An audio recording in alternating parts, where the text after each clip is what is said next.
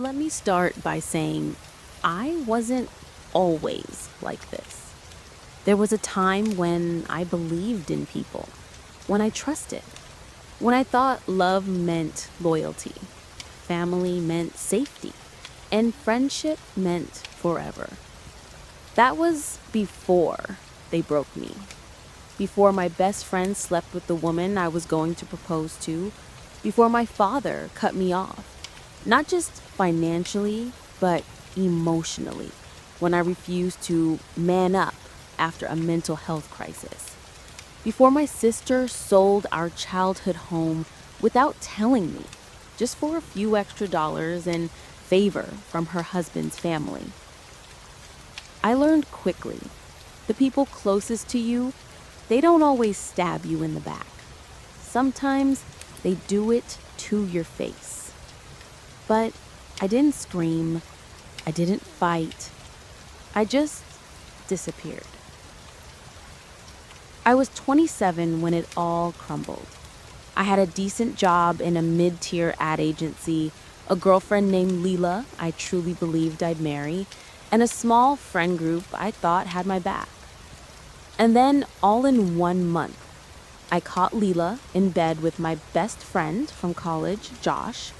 My dad called me a disgrace for quitting my job after a panic attack. Said I was weak, pathetic, not the son I raised. My sister sold our childhood home without telling me until the deal was done. I moved into a tiny studio apartment, shut down my social media, changed my number. I disappeared from their worlds. But while they moved on, I was rebuilding. Every betrayal was a brick, every insult a nail, and with them, I built a fortress, a focus, of skill, of success. I didn't want just revenge, I wanted precision. The first year, I did nothing but work. I learned code, design, marketing, branding. I freelanced for scraps, took contract jobs no one wanted, built websites for $100 and the promise of a testimonial. But I was watching, learning, sharpening. By year 2, I launched my first platform, a subscription-based service for local creators and influencers to brand themselves with high-end personal sites, merch, and community portals. It wasn't huge, but it was consistent. I grew it, scaled, sold it, then used that money to build something new. A consulting firm, but not like the others. Mine was secretive, high ticket, invite only. We offered psychological branding. We didn't just help clients look good, we helped them look powerful. Politicians, CEOs, public figures, the kind of people who paid 6 figures just to own the narrative.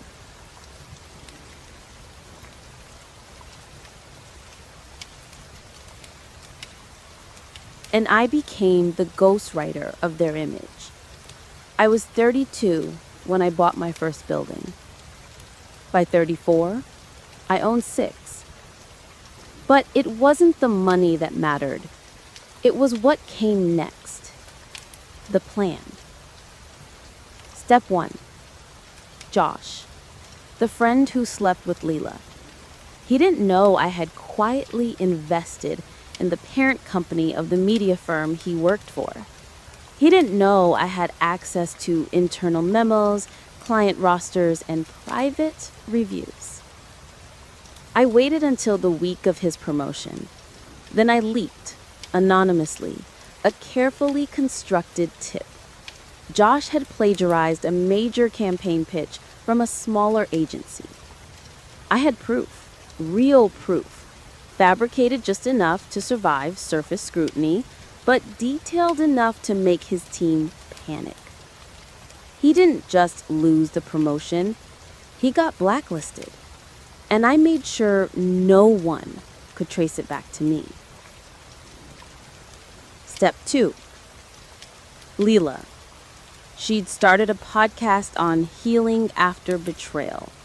The irony was almost poetic. I became her biggest fan.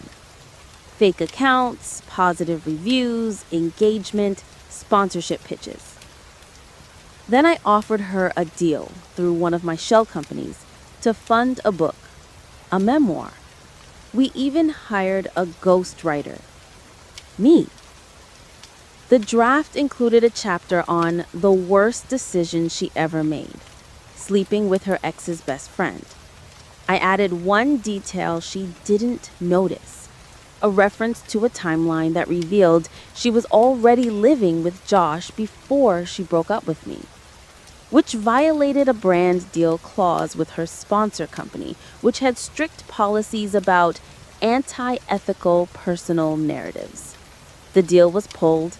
She was sued for breach. Her publicist dropped her. I watched it happen from a distance, sipping coffee. Step 3. My sister. Of all of them, this one was the hardest. We had been close once, but she changed after marrying a man from a family obsessed with appearances. She let herself become one of them. And she sold the house, the place where we'd built forts from bed sheets, where we'd cried together when our parents fought. For clout. So I bought the house back from the couple who had flipped it. Then I invited her and her husband over through a fake name and real estate agent under the pretense of looking at a potential investment property. She walked in and froze.